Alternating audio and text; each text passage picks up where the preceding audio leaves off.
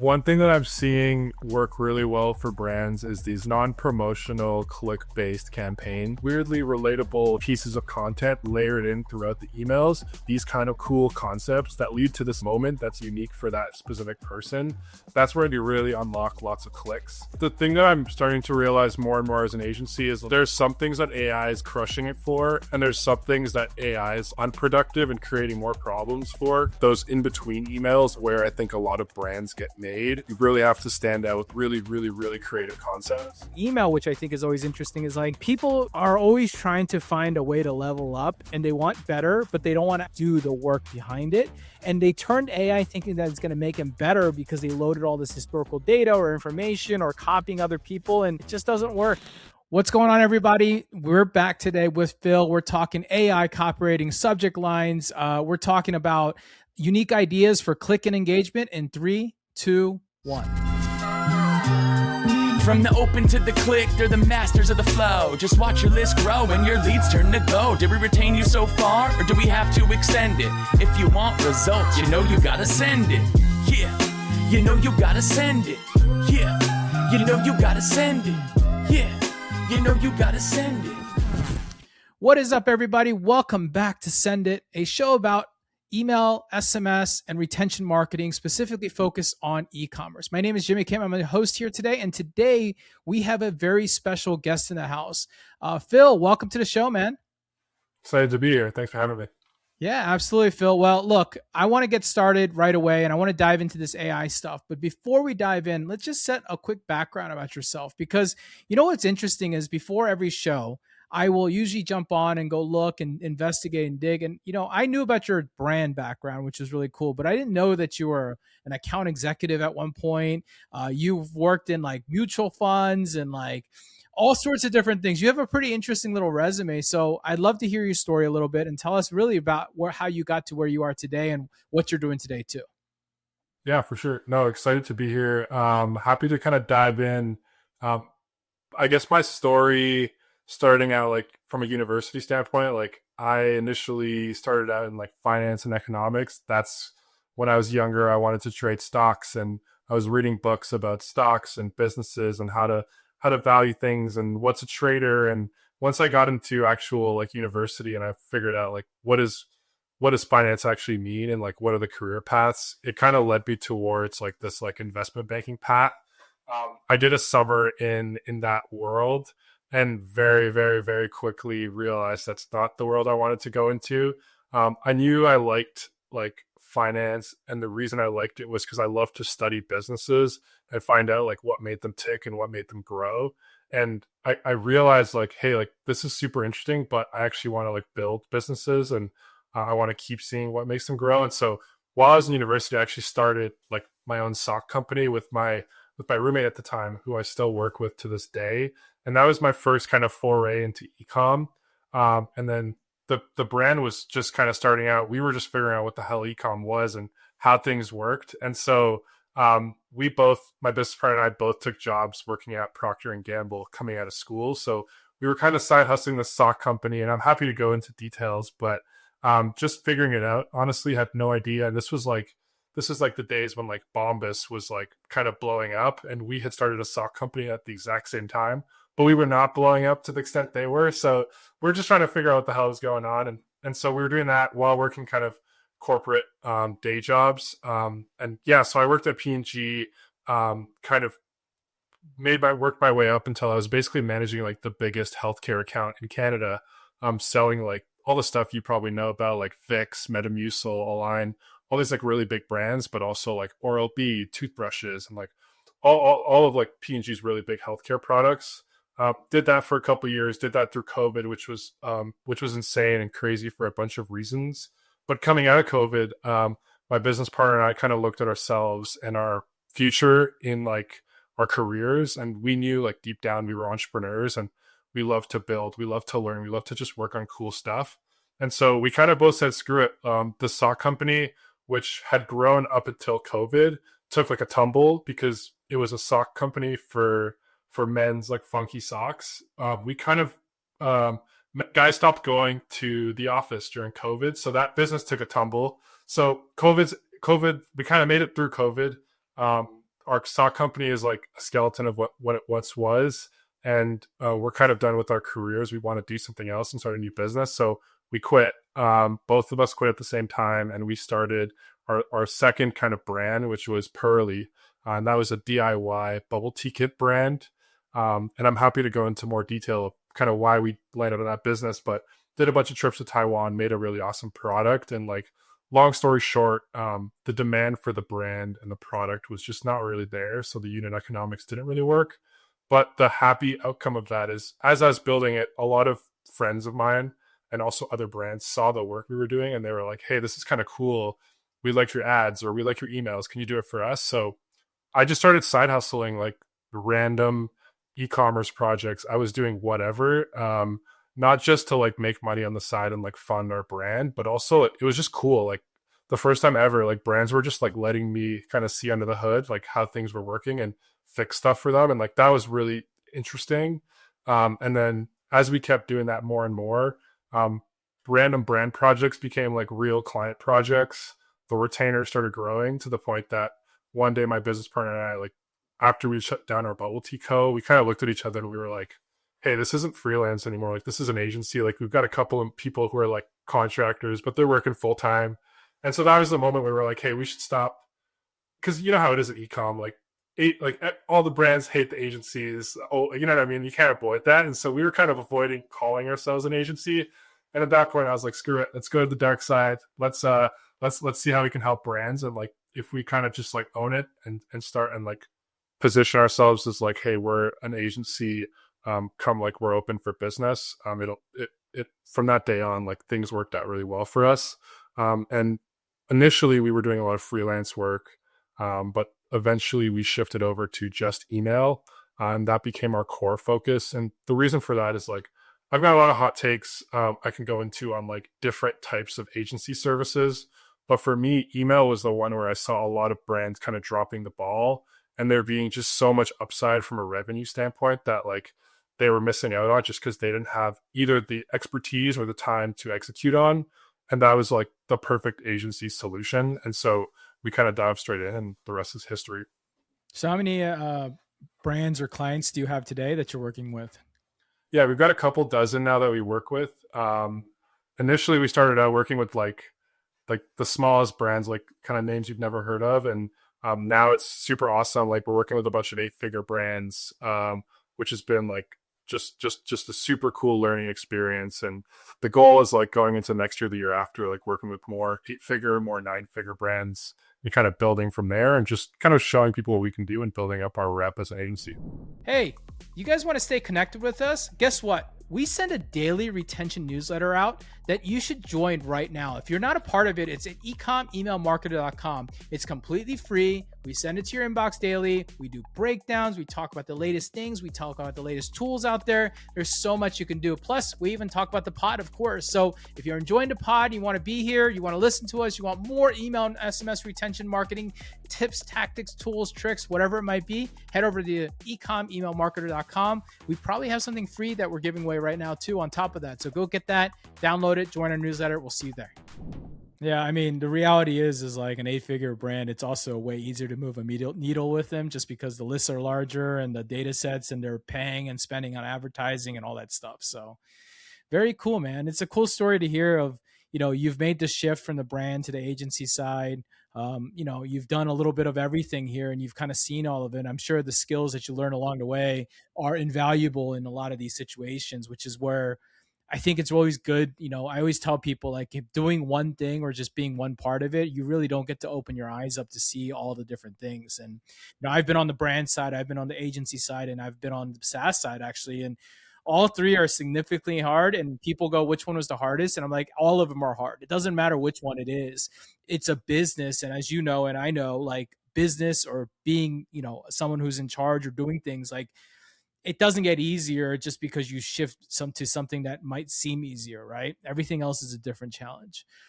Anyways, today I brought you on because I reached out to you on DM on X, and I was like, hey, you spew a lot of hot takes, and I love it, dude, by the way, just so you know. Like, I think it's cool when people are willing to just say the things that they want to say, regardless of how they're felt through it, because that's authentic and real. And that's what people want in this market. And I think you're taking the right approach. And I see your messages out there, right? But I thought you'd be really cool to bring on because I think that you have some good insight around AI stuff, especially doing it. Because what I recognize about you when I see it is that you're obviously still pretty deep in the trenches with your clients, and you're working with them pretty aggressively. And at one point or another, you get into an agency world, and you start becoming more and more elevated, and you get less away from the actual thing. And that's the truth, no matter what happens with anybody growth. But you're still in that phase, and I think that means that you're probably deep into efficiency and trying to figure out stuff, and that all leads to AI, man. Tell me about your AI journey, and tell me what you're learning, man. Yeah, for sure. I think it's definitely been a weird one, and just as it has for everyone else, where like AI is constantly evolving. Like every single day, it feels like we're solving it with new tools and new processes. Right now, we're like getting like deep into like the whole Claude and using Claude Code to like build N8N flows and like set things up there. Um, the the thing that I'm starting to realize more and more as an agency is like there's some things that AI is like crushing it for, and there's some things that AI is like it's if anything, it's actually unproductive and creating more problems for.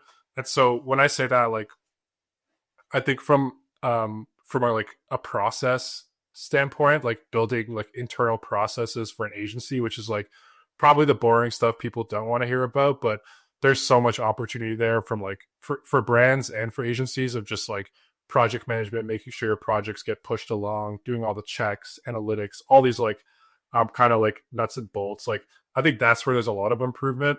But the stuff that people probably care about more is like the copywriting, the design, and also like the opportunity spotting.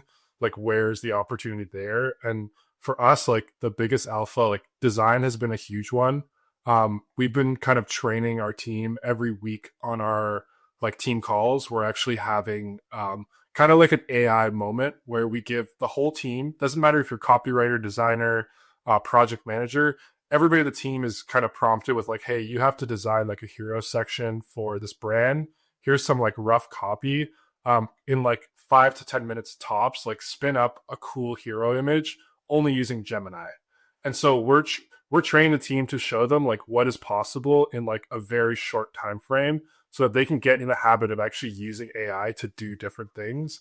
And just that, like from a design standpoint, has been like a big leap for us because not all brands can leverage AI, but I think a lot can from a design standpoint. And just figuring out a way to like teach your graphic designers to tastefully leverage AI to make design even better, but also just be more productive.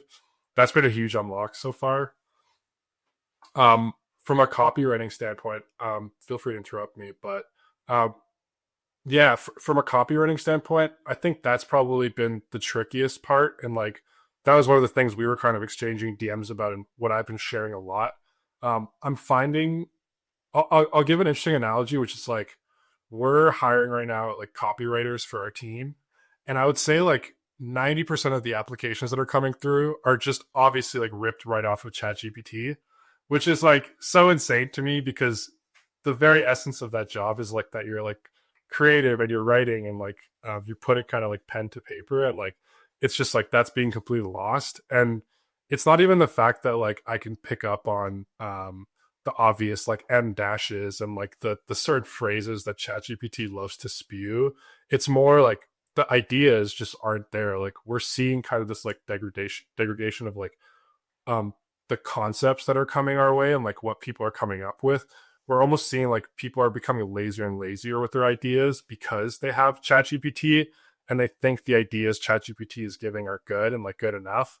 But in my opinion, it's nowhere near where it should be. So we've been trying to use like all these different tools as like copywriting tools, but I find that like it's still not performing just a good copywriter who's just writing. But I will say it's awesome for brainstorming and it's awesome for research. And that's been kind of where we've been trying to use it. But I still think like just going and like reading your customer reviews, reading 100 customer reviews, going through Mailed or another email platform where you can see examples of emails, like you can you can learn so much more than you can through that ChatGPT research process than you would just like giving ChatGPT. From my experience, I'm curious kind of what you're seeing. Yeah, no, I'm in agreement with you on copy, right? So I, not that I'm classically trained, but I did a lot of work in my early days in digital marketing around copywriting. So for me, I totally understand it. Look, copy is important. It's a structure, it's a formula, it's all that fun stuff, but it's also the human side of the hook and the angle that really matters. And to be able to develop those hooks and angles, they don't just come because you have a idea on ChatGPT. In fact, a lot of those hooks and angles are sometimes fresh, they're new, the differentiators, right? So I always tell people like the problem that I see with AI copywriting or the use of it or the attempt is very simple. People are trying to get the end result from the start and trying to get that end result without actually putting the work in. What should be happening is you should be working with the AI, giving them an example, designing some frameworks, helping it improve, question, challenge, and then continue building out, right? So for me, to your point earlier, sometimes it takes longer when you work with AI to get it to the place that you want it to, versus if you go out and just actually just go do it yourself. At least someone like myself, I can hammer out copy really fast. And sometimes it's just easier for me to hammer out copy just because it works, right? And then secondly, you have that problem where, to your point, especially with brands, like everybody has their own voice, their own values, their own edge, right? And it's really hard, it seems like, in my opinion, where AI doesn't actually make people sound different. No matter how much you try, they always seem to be that same tone that comes through and across. So I agree with you a lot of that, but the only way you improve is to continue to learn. And I've seen people who've gotten pretty dang good at it. It just takes a lot of time, man. Yeah, yeah, you gotta study all the greats and all the content out there about copywriting, and we train like our team, like anyone who's like account management who's in copywriting, like that is the most important skill. And I think like as we look at like the future where AI is heading, I think that's going to be the biggest differentiator. It won't be like how quickly can you upload flows or how quickly can you upload ads or who can like make the most like standout design. I think it's like who's got the best ideas. And like fundamentally that comes from just being a great copywriter and knowing like how to brainstorm and how to come up with cool stuff. Yeah, and they're bridging the gap, right? Like a lot of it is also if you can get to that place. And what's funny is like, when you're talking to AI, a copywriter who can explain more and give more detail is going to do a better job even working with them. And let's be honest, like there are parts of the thing in the stack that I would say, like if you think about a traditional like large email firm, and I don't know how you guys are structured out, but you usually have a copywriter, a strategist, a designer, all these different people that come into place. I do think that there's other places and positions that consolidate. I don't think they go away, but I do think they consolidate where a designer could also be a copywriter essentially, or a strategist could also be a designer. You never know these days, but I think that that's what AI enables, right? It enables more out of a human with less effort, basically, or less time, I guess is the better answer, not even effort. Real quick, I have a 30-second message for you to tell you something that we've been working on, and I'm super excited about this, and you should be too. So what if I told you could instantly search every single email that Allbirds, Parachute, or Sunday Citizen ever sent? That's inbooks with 2 O's.ai. It's an AI-driven searchable database of over 1 million emails from the fastest growing Shopify brands. Need a win-back sequence? Type it in. Want to see how the best brands handle abandoned cart? Type it in, it's there. Looking for a holiday promotion idea? Done, we've got you covered. No more endless Google searches or digging through your personal inbox hoping you saved that one email and never being able to find it. With our platform, you can search, find, and execute campaigns way quicker. It's like having every single top brand's email strategy at your fingertips. Inbooks.ai. Again, it's inbox with 2 O's. Stop guessing, start searching. Head on over to inbooks.ai to check it out. Yeah, I guess I'll give you my perspective on that because I think what you're saying is like you're hitting a great point, which is now with AI, we can like almost like show our vision across the organization. So this is like my point of view is that the copywriters, the designers, and the strategists, they'll all still need to be experts, but there'll be a lot more of like the taste, like the people who have taste and who decide the final direction. Because the copywriter can write the copy and say, this is kind of how I want it to look like. In the past, they'd have to pull some inspo, they have to pull something to explain it to the designer or the strategist who had an idea. They want to show the copywriter what they mean. You didn't have anything that you could pull that off, but now with Gemini, and this is why we do this like exercise with our team, if once you get in the habit of it, you can just spin up a concept in like literally 20 seconds and see how it looks. And you're like, oh, this is kind of cool, but like I'll let the copywriter kind of tweak the copy. And the copywriter takes it, goes like, hey, like this is cool copy. Like designer, like here's the vision. Like you make it look nice now. Like you know what looks good and what doesn't. And I think that's what we're trying to train our team. And like that's been the biggest unlock, like by far, where like just vision is being passed along throughout the org. It's just that the output is just so much better and it's so much more efficient too. Like we get there faster, which is super cool.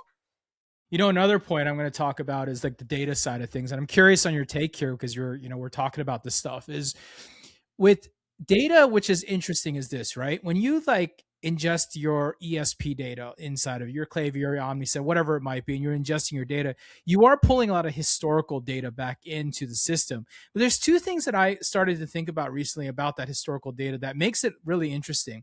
One, you're teaching potential bad habits and bad behavior. And what I'm talking about is like discounting, campaigns, sales, frequency, ramp up.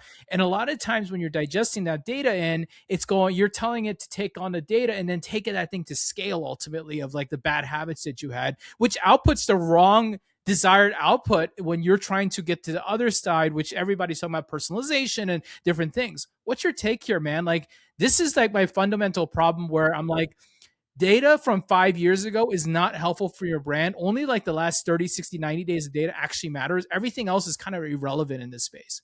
How do you think about this? I think if we asked like ChatGPT or Claude what campaigns we should run to like grow the business, it would tell us run sales and drop new products for all of our campaigns for the rest of the time.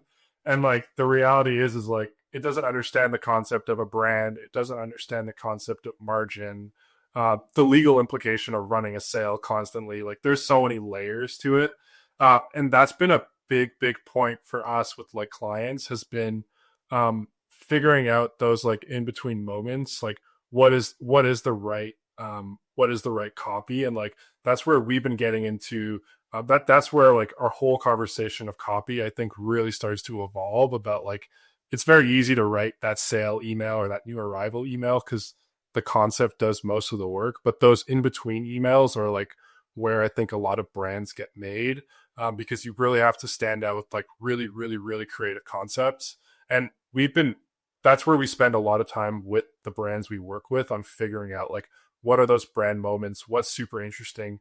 What's a really relatable campaign we can send and making sure that each one is relatable because we've seen the numbers and it does make a huge difference. So if you looked at the numbers, like looking back, like you said, the revenue would never tell you to send those kind of campaigns, but also like a lot of looking back, like people, in my opinion, with email haven't been like kind of pushing the bar and like, and trying new things. So I don't think the data would understand like how much potential there is. And I still think like so many brands are leaving a lot of opportunity on the table with what they could be doing with their not obvious promotional and new arrival campaigns. So that's my take is like there's still room to be creative and unique. And like in an AI world, like that is what consumers want. Because I'm sure if you open, I'm sure you probably have a million emails and things you subscribe to, but like it's starting to all look very similar. And then the brands that do stuff different, like you almost appreciate them more now than you did 5 years ago because it's so much harder to stand out. And it's just nice. It's like a nice treat when you see a brand kind of surprise you. Yeah, no, you're absolutely right. And to your point about standing out, what's interesting is this, right? If you're thinking about what a direct to consumer or e-commerce store or website really is you're doing it to stand out because you don't want to pay or be a part of the typical stack of Amazon or whatever it might be, or go retail, and you want an accelerated route. And people tend to forget their roots almost of why, right? And to your point again about email, which I think is always interesting, is like people are always trying to find a way to level up and they want better, but they don't want to actually do the work behind it. And they turned AI thinking that it's going to make them better because they loaded all this historical data or information or copying other people. And yeah, it just doesn't work. And I agree with you. I think that when you go to advertising, I do think that that world is a bit cooked when it comes to a lot of this stuff of like AI starting to take over. But I do think that in email and retention, we're actually quite safe still. I really do think it's quite safe in the manual labor. And yeah, again, you'll be able to do more and people will be able to be better about things, but that doesn't mean that you can get rid of people. So I do believe with that. All right, let's talk about that like human impact, man, because you said you've got some unique ideas on clicks and engagement for a brand. Dude, share some wisdom here. What have you seen on the field? Give me like 2-3 things that you've seen on the field as we wrap this thing up on what you've seen that's working right now. Uh, One thing that I'm seeing like work really well for brands is these like non-promotional click-based campaigns. So taking like users on a journey. So one of the like most recent examples we've been testing with brands is this like flowchart concept that takes people through like an actual realistic like day in their lives or like different like experiences they experience. And not something generic like, oh, like you're a man or you're a woman and like, oh, you wear pants or shorts, but like just like more relatable stuff like you like iced coffee or like you like dream about flying to Paris and going to that restaurant you went to 3 years ago. Just like really like weirdly relatable like pieces of content layered in throughout the emails. We found that like when we really hit the mark with the brand with these kind of like cool concepts that like lead to this like moment that's like unique for that specific person, that's where like we really unlock lots of clicks. The other thing that's been working really well is just like in the moment, like from a promotional standpoint, just like super relatable, timely promotions that like people just don't expect. The one we just ran for a client that absolutely like was like their biggest like hour of sales in the years was like a Super Bowl halftime sale. The Super Bowl was obviously like super controversial with like all of the different like halftime shows that were going on at the same time. Some people didn't watch it at all, and a lot of people like I'm sure you experienced it, but like even like at the Super Bowl party, there's people who don't want to be there, people who are only there for the halftime show, people who only watch the game. So we had that insight of like, hey, like a lot of people are just going to be on their phones. They're going to escape the toilet. They're going to doom scroll while this is happening. Like, let's hit them with a sale. So we ran like a halftime, like a 60% off, only 60 people, for 60 minutes, like a bunch of like 60s playing off Super Bowl 60. And like, that was the most revenue that brands driven in an hour like, of all time, which is really cool. Looking at like Valentine's Day, another cool example was, this like nostalgic moment of like candy hearts. Like everyone remembers those like little candy hearts from their childhood. So like we took for one of our brands, we kind of branded each of the candy hearts on like different personas of our customers, and we had them click to reveal like which products related. And it's for a brand that's like an apparel brand, so they had lots of new launches and things. That absolutely crushed. And so what we're always looking for is like, how do we like tell interesting stories and like create like relatable moments within the actual email that makes people either like go like, oh, like I love this brand, this is awesome, or like make them click and actually want to go and purchase kind of whatever's behind the click. That's been like, those are just like random examples off the top. There's lots more I can go on, but yeah, no, I think there's a lot of things you hit on that I would love to kind of dissect real quick, but the relevance one, I do think that this is really interesting. So like email has always been the whole like, hey, I'm going to schedule my next 3 weeks out and I'm going to go schedule them and set them and walk away. And it's just going to do its own job. And I do agree with you these days. Like in order to stand out, you've got to be even if it's like a global activity that's occurring, something that's happening. The Olympics are happening right now. And you know what? I've been really disappointed that like the brands aren't relating to the Olympics, for example, that's happening. But to me, as a consumer, at least in my bubble, the Super Bowl actually unlocked the Winter Olympics for me, and I've been hammered with him, and I've been actually involved in him, right? But again, no one's leaning on it. And you're right. Could have got a gold medal or, whatever it might be, whatever you want to call it. There's a lot of creative ways. And this is, again, where AI doesn't solve it because human ingenuity is required in order to create that creative moment to occur. It's the same thing, that 60-minute sale thing. There's a client that I had that I worked with when I was in agency. One of the coolest sales that they ever did, and it wasn't my idea. And I didn't believe that it would work, but I said, whatever, like, Mr. Customer, it's your job in your business, and I'm not going to argue with you. And he did the same. He did a very different thing. Instead of like, Black Friday, everybody deals with like sales all day. He did like a 12 or 18-minute sale on Black Friday, and it was like it was an aggressive sale, and then it went back up, right? And so the stick was like, okay, normally it's like 25% off all day, but during this 18-minute period, you're gonna get like 40% off. And they like pre-launched it, and we like messaged people on it. And what's crazy was no matter what happened that day, all I remember is that in those 18 minutes, we did more revenue than the rest of the 24 hours of the day, right? In 18 minutes. And like, it was berserk what happened because people waited and was really well prepared on it. So to your point, good prep, good language, good copy. Obviously you guys probably told people about it, or did you guys do this as a surprise? Was it 60 minutes a surprise kind of thing? Or did you guys pre-prep them that something's coming at Super Bowl 60 minutes halftime? Yeah, the craziest part is, so the day before we sent an email saying you can only get, we're going to do something crazy tomorrow during the big game. That's all we said. And we said you can only get it if you're on our SMS list. And so it was also that's the even crazier part, is like, this isn't a brand that like crushes SMS. We only sent it to the SMS list. So it was like an interesting like engagement moment for the brand too, to like push people into SMS. Nice. All right. So you guys had double impact. And now you got people trained on SMS and so forth. And you've got them looking for emails, which is great. I mean, it's always nice to see that on the brand side too. Cool. Well, let's wrap this thing up, Phil. Let's talk about the future. Like, I always like to ask people who are in the nitty gritty, what are you seeing for the future? Like, obviously we have the now today with AI. Do you really think better question. How long before you are emailing AI agents, like people's AI agents? Like, how far do you think we are from that? Like, if that makes sense.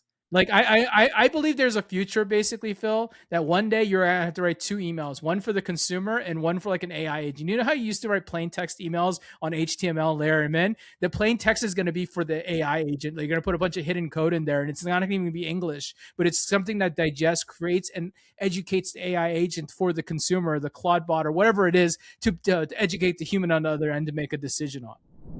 Hey there, it's Chase here. I hope you're enjoying the pod, but I want to get just 30 seconds of your time real quick to tell you about one of our sponsors who let us make this great podcast. So first, I want to start with a question for you. Do you ever find yourself staring at a blank page, waiting for inspiration to strike? Your marketing campaigns don't have to suffer when your creativity runs dry. OmniSend has recently launched their most powerful AI update yet, and it is awesome. Its AI completely transforms how you can create and send your next marketing messages. And here's really what's incredible. Their AI doesn't just write your emails, but it actually helps you write really compelling subject lines, pre-header texts that are geared to increase your open rates, and ultimately build customer segments in a heartbeat. And just whisper to the AI who you're targeting, and it's going to figure out all the complex segmentation for you. That way you have no more guessing games. But hey, wait, it gets better. Their AI writer actually now proactively suggests improvements to your copy, and it's going to adapt to your brand's unique voice and tone while following email marketing best practices. And their personalized product reminders analyzes your browsing behavior to serve up exactly what each of your customer wants and needs to see. And their campaign booster automatically resends emails to people who didn't open or engage with them, which helps lift revenue by an average of 13%. And now, with over 150,000 very happy customers already dominating their markets using OmniSend's email, SMS, and push notifications, plus they have 24/7 amazing that actually responds fast and is very helpful, you're joining a winning team. So stop wrestling with writer's block and start letting AI do the heavy lifting for you. Visit omnisend.com and experience the future of marketing automation. Let them know that Jimmy and I sent you, and now back to the pod. I guess like the question is more like, when is consumer going to start adopting agents in their like everyday life? And I could see like Apple and Google starting to integrate that like very soon. I think like email is kind of like the last frontier, just because like at least e-com email, because it's so inherently visual. Like you need to see the product, and like the agent needs to show you kind of. It's easier for the agent to show you like, oh, this is like Aritzia just released this new top. Like nobody wants that in text. Like I want you to show me that visual. So I think there's like a little bit of like that'll like hold it back. But yeah, that's such an interesting question. I don't know if it'll get cropped or what. I think there's like at least 5-10 years, but I do think Google and Apple will like make a lot of advancements to like summarize and condense. So like I think text-based emails will have a lot of issues in the near future. I do think like ecom, like I don't know, things will start to get screenshotted out of the emails and people will be able to click in. But I also think like humans like crave humans crave like originality and like those like little dopamine hits, and I don't think those notifications will do it for them. So I think whether it's email or SMS or some other platform that like starts to exist, like people want to experience that creativity that like the best brands have. And I don't think that's going to go away anytime soon. I'd be very surprised, because at the end of the day, like people want to browse like storefronts. They don't want to shop from like an Amazon for like these like more expensive purchases. Yeah, I was going to say it's not even that. I would say that most people who are looking to make transactional purchases will immediately go to Amazon anyways these days. It's only going to a brand because there's something special, a loyalty piece to it. I do think that, and I said this on another pod a while ago, but my hot take for 2026 into 2027 is websites are becoming more loyalty channels than they are actual consumer shopping channels, right? And I think that's evolving right now. And I think this is where it all changes. And I don't know where it goes either myself, but I do agree with you, 10 years plus before we even get near this, mostly because I think that there's a lot of hype and not a lot of things that are happening positively. Like I do think like, and I'm sure you did, I fought ChatGPT this morning for like maybe an hour trying to work on an image. In fact, I got so mad at it, I canceled it because I was like, you know what? This thing's no good anymore. I'm going to back to Gemini, right? So Gemini, Claude, ChatGPT, I use them all, and they all have different perks and benefits, but Chat pissed me off. And to your point, I could have literally loaded Canva. I was just trying to put two dang boxes next to each other for a social media post, and it was struggling to do it because it kept adding new elements and changing things and changing colors and being off position. And I was like, this is crazy. An hour later, right? So I think knowing that we're still that far away, I'm sure we'll get closer. But dude, there's always this intersection between the ability of a human to be able to see, act, converse with the computer that is always going to be a challenge. And I think that's always going to be until we get to a hardware level of things, which is a whole different story in the world. Cool. Well, Phil, dude, thank you for jumping on, man. It was cool little tips. I like the tips. We'll make sure we publish those below. I think it's cool what you guys are doing. I think that one thing I'll take away, Phil, the biggest thing and I've heard this in many companies and I think if you're listening and your company's not doing this, this is something that's happening right now is, dude, you got to get your companies to be embracing the technology. You've got to be taking those companies and giving them a reason and outlet to try them out and do the things that you do. Because I think if you don't do that, well, the reality is you'll be left behind. And look, there's nothing wrong. It won't even affect you for probably 10 to 20 years in your business until it does happen. But there will be a day that it does change. So cool, man. Well, that's a wrap here today. I have no idea what we're going to title this, but we'll title it something cool. Thank you, Phil, for jumping in for a minute. Where can they find you, bro? You can find me on X, ballandphil, with an F, F-I-L. Or you could check out our agency, Bedford, and then I write a newsletter about email marketing. So Paperboy. There you go. Get on his newsletter. Follow his hot takes. I know you guys, some people who watch this pod enjoy our takes. He takes much more spicier angle with things. He likes to tip the trash can over, I guess, in the best way possible. And I appreciate it because I think it's great.